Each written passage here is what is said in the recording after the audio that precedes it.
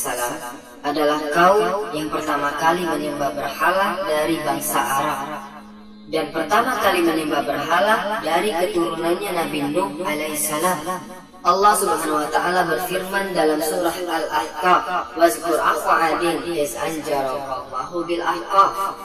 Ingatlah itu saudaranya 'Ad, yaitu Nabi Hud, saudara mereka sendiri yang diutus oleh Allah sebagai nabi dan rasul. Adin iz anjara qaumahu bil ahqaf, yang mengingatkan kaumnya yang tinggal di Ahqaf. Dijelaskan oleh para ulama bahwasanya mereka memiliki 3 patung. Yang pertama namanya Sada, yang kedua namanya Samud, yang ketiga namanya Harah atau Habbah. 3 patung mereka yang mereka sembah. Lalu teman-teman, bagaimana mereka? Bagaimana sifat kaumnya Nabi Hud alaihissalam?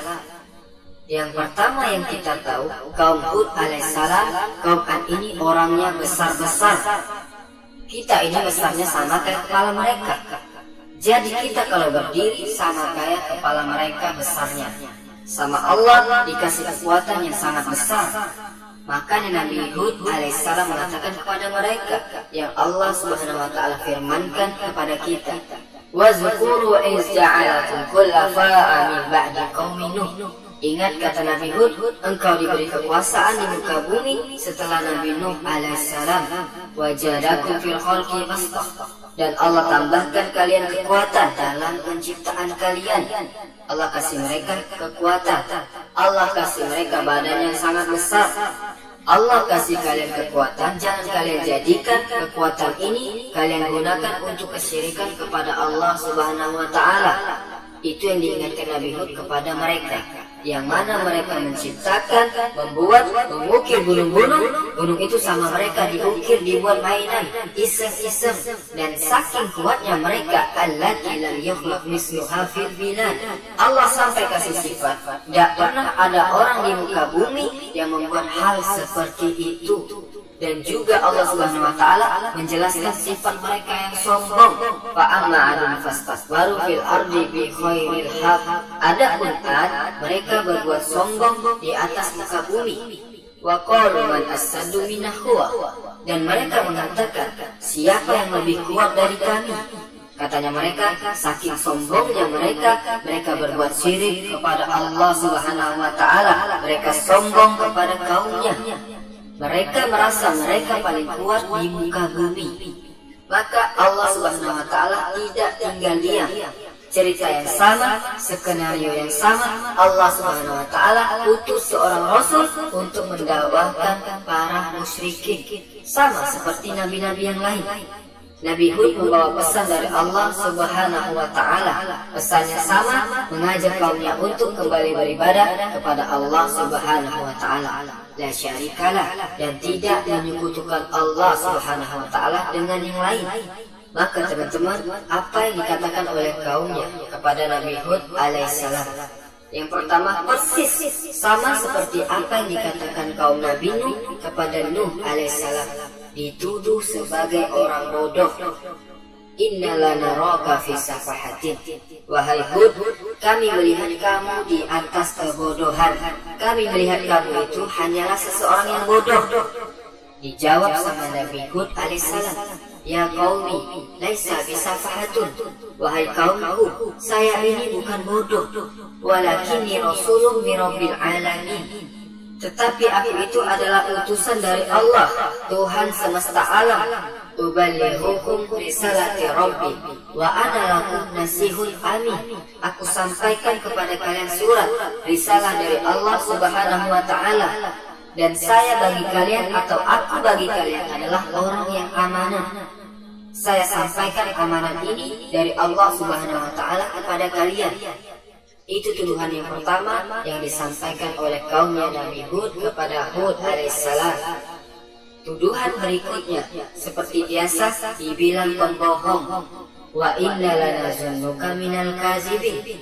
Sungguh kami mengira kamu adalah orang-orang yang pembohong.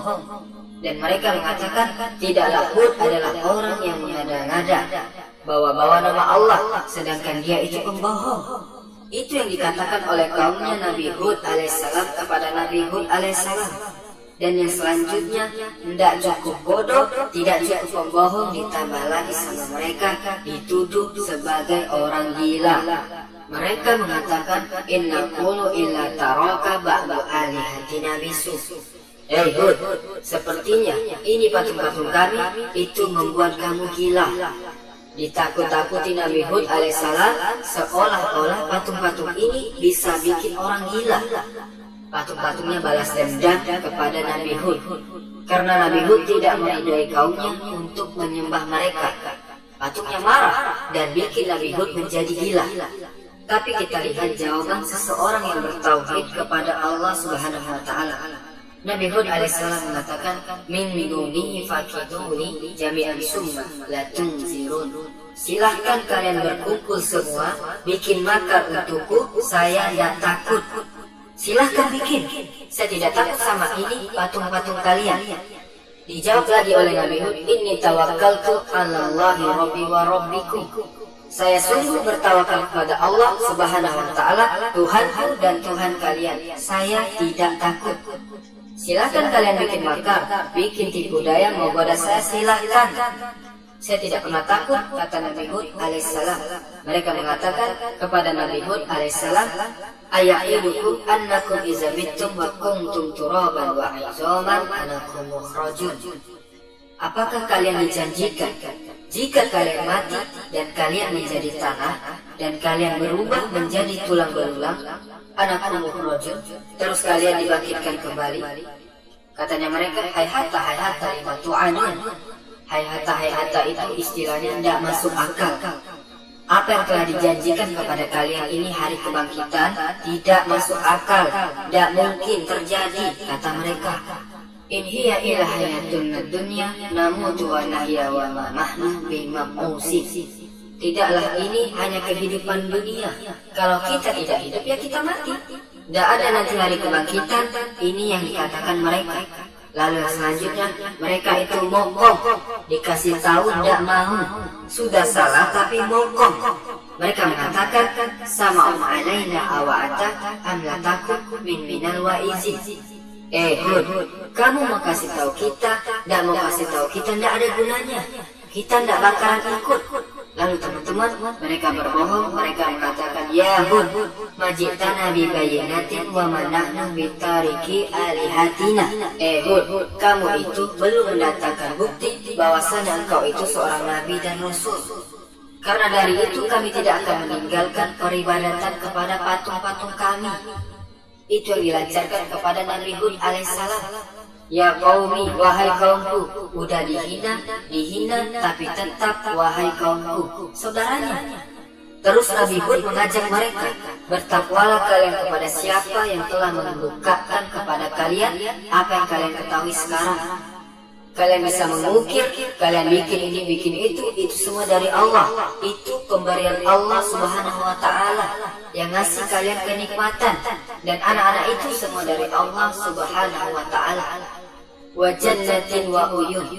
Dan ini taman-taman dan mata air makmur hidupnya. Kaum Ad udah kuat, berkuasa, tidak ada yang berani sama mereka. Pintar ngukir gunung-gunung, dikasih anak-anak, dikasih taman-taman yang indah oleh Allah Subhanahu wa Ta'ala. Mata air dan lain sebagainya, tidak ada kesulitannya. Sama Nabi Hud diingatkan. Dan juga di ayat yang lain, Nabi Hud alaihissalam mengatakan kepada mereka, atabnuna bikulli ri'in ayatan ta'basun. Apakah nikmat Allah yang berikan kepada kalian hanya kalian gunakan untuk bikin ini? Gunung-gunung kalian ukir jadi istana, terus kalian tinggalkan? Teman-teman bisa bayangkan, pahat gunung bisa jadi istana yang bagus, tapi mereka tinggal di perkemahan. Udah begitu aja, sekedar hobi, tak basus, tak ada gunanya. Wa tattakhizuna masani'a la'allakum takhludun. Dan kalian bikin benteng-benteng di muka bumi ini agar kalian hidup selamanya, kekal di dunia, kata Nabi Hud alaihissalam.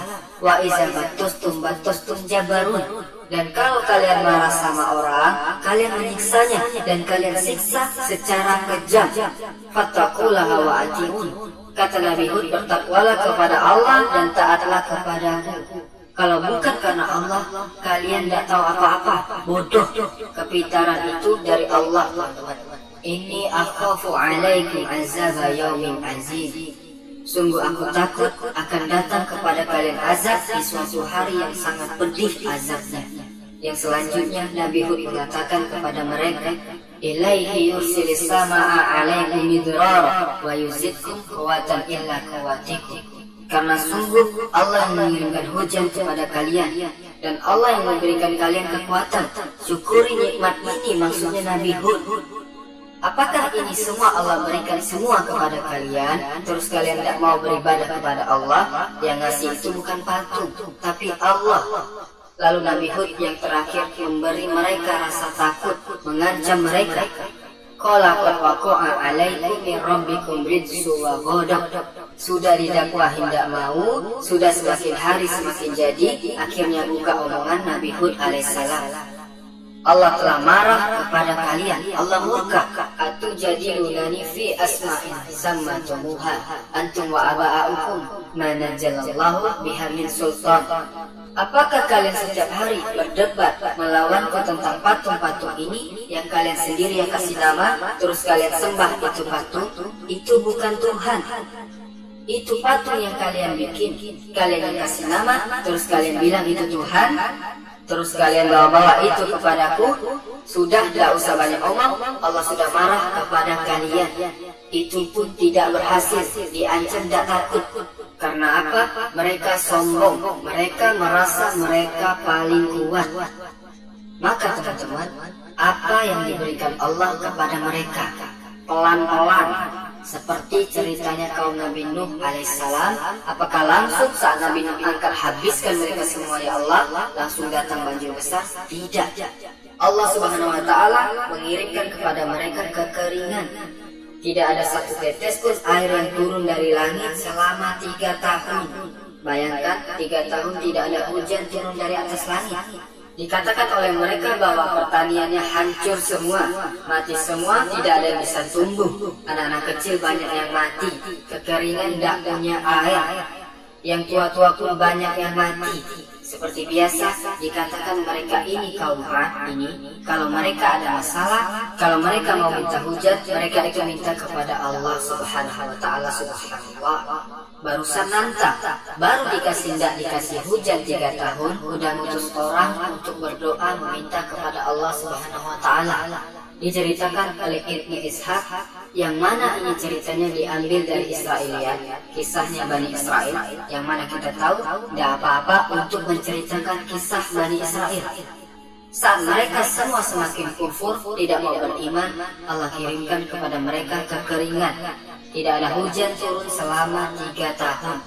Lalu mereka mengutus 70 orang dari Yaman. Dari tempatnya mereka mengutus 70 orang untuk ke Mekah. Subhanallah. Jadi memang dari dulu Mekah ini sudah jadi tempat suci, teman-teman.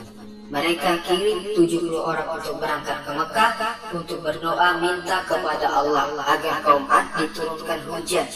Yang barusan nantang sekarang merengek-rengek minta hujan, tidak punya malu. Berangkatlah 70 orang ini. Sesampainya di Mekah, beberapa jarak sebelum masuk ke kota Mekah, yang mana dikatakan Mekah itu dulu dikuasai sama kaum namanya Amalik. Siapa Amalik ini? Amalik itu juga keturunannya Sam bin Nuh alaihissalam. Mereka dikatakan anak pamannya kaum Ad. Mekah waktu itu dikuasai sama sepupunya kaum Ad. Berangkatlah 70 orang ini karena melewati kampungnya si Amalik ini. Diundang, ini sepupunya, semua kaum Ad mampir istirahat dulu di tempat sepupunya. Namanya tamu, paling sehari, 2 hari, 3 hari selesai. Dijamu sama Muawiyah bin Bakar. Turun semua 70 orang sama Muawiyah dijamu, dikasih makan. Mereka kalau malam joget-joget, minum khamar dan lain sebagainya. Menikmati sehari, 2 hari, 3 hari. Loh, kata Muawiyah, ini orang-orang datang mau ngapain? Muawiyah itu tahu mereka ini datang mau ke Mekah berdoa sama Allah minta hujan. Karena Muawiyah dengar kabarnya di sana sudah 3 tahun tidak turun hujan. Tapi kok tidak berangkat-berangkat. Sampai dikatakan mereka duduk di situ selama 1 bulan. Lupa mereka sama kaumnya, subhanallah. Kaumnya di sana kekeringan, dikirim suruh berdoa, bukannya berdoa, tiap malam makan-makan, duduk-duduk, ketawa-ketawa, joget-joget sama biduan-biduan dan lain sebagainya. Si Muawiyah bin Bakar ini mikir, gimana caranya anak ingetin 70 orang ini supaya mereka ingat buat apa maksud mereka datang ke sini. Apa tujuannya datang, gimana caranya, mikir Muawiyah. Akhirnya datang pikiran, Muawiyah bikin puisi, bikin syair. Syair dikasih kedua perempuan cantik. Saat mereka kumpul 70 orang malam-malam, si perempuan cantik ini disuruh turun gendang-gendang, disuruh nyanyi syair tadi itu. Nyanyilah si dua perempuan ini sampai joget-joget yang mana bikin mereka sadar, ya Allah, kita lupa. Kita ini diutus berangkat ini untuk berdoa. Itu syairnya sangat panjang. Yang mana intinya syair ini bilang kalian ini diutus ke sini buat doa sana di Mekah, bukan buat duduk-duduk ketawa-ketawa di sini tiap hari. Akhirnya mereka sadar dan berangkat mereka ke Mekah. Akhirnya pemimpin ekspansi 70 orang ini namanya Kilvin An-Nasir, pemimpin penyembah patung, dibilang orang soleh sama kaum Ad, soleh versi kaum Ad. Dia yang memimpin ekspansi 70 orang ini masuk ke Mekah, berdoa kepada Allah Subhanahu wa Ta'ala. Angkat tangan, ya Allah tolong turunkan hujan, kami sedang kesulitan, semua pertanian hancur, buah-buahan tidak ada yang tumbuh, makanan setengah mati, banyak yang mati, orang-orang tidak bisa minum, doa dia. Akhirnya dikatakan karena mudani minas sama, dia mendengar suara dari langit, panggilan dari atas langit, iftar li nafsika wa li qaumika ayyuhal turidu lil qaumi, pilih yang mana engkau mau, pilih untuk kaummu. Dikasih 3 pilihan sama Allah Subhanahu wa Ta'ala. Sama si yang doa ini tidak disebutin itu suara siapa, pokoknya ada suara dari langit. Pilih yang mana engkau mau, pilih untuk kaummu. Dikasih 3 pilihan sama Allah Subhanahu wa Ta'ala. Sama si yang doa ini tidak disebutin itu suara siapa, pokoknya ada suara dari langit. Pilih mana yang engkau mau, dia disuruh pilih. Ada awan berwarna hitam, ada awan berwarna putih, ada awan berwarna merah. Iftar li nafsika li qaumi, pilih yang mana kamu mau pilih untuk kaummu. Pikir si Kilvin Anas, yang awan warna putih ini kosong, tidak ada isi air. Yang merah aneh-aneh, jangan. Kita pilih yang hitam saja. Yang hitam ini mendung, banyak airnya. Iftar sahabatin sauda, fa innaha aksaru sahaban ma. Karena itu yang paling banyak airnya, katanya Kilvin Anas. Dijawab sama yang di atas langit, engkau memilih Ramadan abu, yang mana engkau memilih abu-abu atau debu, yang mana tidak akan menyisakan satupun dari kaum Ad. La walidan tatruku wala walada, tidak bapaknya, tidak juga tidak anaknya, tidak tersisa. Illa ja'alahu hamada, kecuali akan dihabiskan semuanya. Kecuali Bani Luziyah al-Hamadah, kecuali Bani Luziyah. Dikatakan oleh para ahli tafsir, dikatakan oleh para ahli sejarah, Bani Luziyah adalah kaum yang beriman sama Nabi Hud. Mereka saja sedikit, Luziyah ini saja yang katanya tidak akan dihancurkan, sudah. Akhirnya pulang mereka 70 orang ke kampungnya lagi, menanti-nanti setiap hari kapan turun hujan. Kita sudah berdoa dan kita sudah memilih awannya yang warna hitam. Hari yang ditunggu-tunggu datang, teman-teman. Setelah mereka pulang, tidak lama setelah itu datang awan tersebut dari jauh.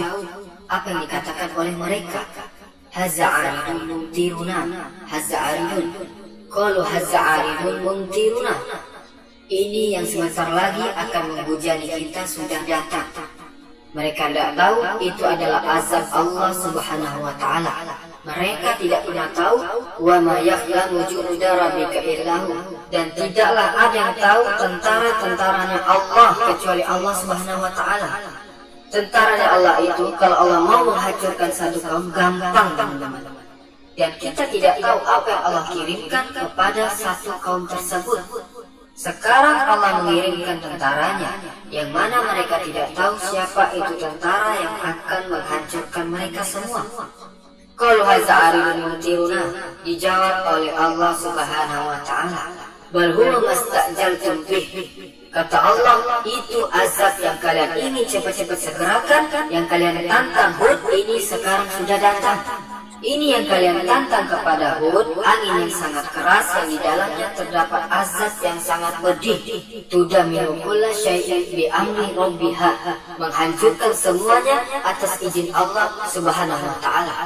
Rihun fiha azabun alim, angin yang terdapat di dalamnya azab yang pedih. Lalu teman-teman, saat awan hitam itu datang, Allah Subhanahu wa taala ngasih lihat seorang wanita. Ada seorang wanita melihat awan itu, sama Allah diungkapkan ke wanita tersebut. Wanita itu lihat ternyata di dalamnya awan hitam itu bukan air, tapi seperti api yang berkobar, yang mana itu didorong, ditarik oleh rijal. Ditarik, azab itu ditarik oleh lelaki-lelaki, katanya wanita ini. Saat wanita ini lihat itu, pingsan wanita itu, teman-teman. Namun oleh Allah Subhanahu wa taala disadarkan lagi, disuruh bangun. Wanita ini pergi ke kampungnya, bilang sama kaumnya bahwa itu bukan hujan, itu azab Allah Subhanahu wa taala. Ya percaya gak percaya, apa yang Allah kirimkan, apa yang ada di dalam itu rihun. Kata Allah Subhanahu wa taala, fiha azabun alim, keluar angin, angin ribut. Ada yang bilang anginnya dingin yang masuk ke tulang-tulang. Sakharaha alaihim sab'a layalin wa samaniyata ayyamin husum.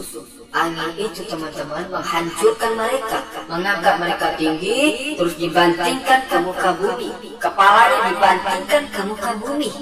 Ka'annahum ajajun naklin khawiyah, sampai mereka itu jadi seperti pohon kurma yang dipotong daunnya, cuman ada batangnya saja, kepalanya tidak ada. Diangkat sama angin itu, diputar-putar terus, dibantingkan ke muka bumi. Kepalanya yang dibantingkan sama angin itu, lepas kepalanya semua. Seakan-akan mereka itu diciptakan tanpa kepala. Dan dikatakan mereka banyak yang lari masuk ke istana-istana, ukiran-ukiran mereka. Istana-istana yang mereka pahat, itu gunung-gunung itu, mereka masuk ke sana yang mereka banggakan. Apa yang terjadi sama angin ini, dikejar mereka masuk angin itu ke lubang-lubang itu, ditarik sama angin itu, diputar-putar, dibanting ke muka bumi, tidak disisakan, habis 7 malam 8 hari, tidak berhenti angin itu sampai tidak ada sisanya. Orang-orang dah hancur. Inna akhzahu alimun sadid, sungguh keras dan sungguh pedih azab Allah Subhanahu wa taala. Memang sama Allah mereka tidak langsung diazab, tapi dikasih waktu sama Allah, dikasih sama Allah, ayo senang-senang dulu, tidak pakai pamit, dihabiskan semuanya, tidak tersisa. Sudah datang waktunya, dihabiskan sama Allah tanpa ada sisanya. Allah itu maha bisa, teman-teman. Ini nasibnya kaum-kaum yang berbuat syirik kepada Allah Subhanahu wa taala. Ini nasibnya kaum-kaum yang berbuat syirik kepada Allah Subhanahu wa taala. Allah hancurkan semuanya, bahkan sampai akar-akarnya semuanya dicabut, habis semuanya. Fa asbahu la yura ila masakinuhum, dan tidaklah mereka terlihat kecuali yang tersisa cuman itu rumah-rumah mereka. Adapun Nabi Hud alaihissalam, Allah Subhanahu wa taala selamatkan Nabi Hud alaihissalam. Walamma ja'a amruna najayna Hudan wallazina amanu ma'ahu. Saat datang perkara kami, kata Allah Subhanahu wa taala, kami selamatkan Hud dan orang-orang yang beriman bersamanya. Bi rahmatin minna, dengan rahmat dari kami, kata Allah Subhanahu wa taala. Wa najaynahum min azabin ghalid, dan kami selamatkan dari azab yang ghalid. Ghalid itu tebal, maksudnya besar azabnya. Nabi Hud alaihissalam dikatakan dia keluar dari kampungnya, ada satu taman, Nabi Hud diam di situ, di taman itu, bersembunyi, mengamankan dirinya bersama orang-orang beriman. Di taman tersebut ditinggal sama Nabi Hud alaihissalam kampungnya yang sudah hancur. Maka habislah, teman-teman, kaum Ad. Yang mana masih ada kaum Ad satu lagi, yaitu kaum Samud. Mereka keturunannya kaum Ad, satu garis sama Nabi Hud alaihissalam, Nabi Soleh alaihissalam yang akan kita bahas setelah ini. Dan sama kaum Samud juga Allah binasakan dengan azab yang pedih. Maka berakhirlah kisah Nabi Hud alaihissalam. Subhanakallahumma wa bihamdika asyhadu an la ilaha illa anta astaghfiruka wa atubu ilaik. Wallahu ta'ala a'lam. Assalamualaikum warahmatullahi wabarakatuh.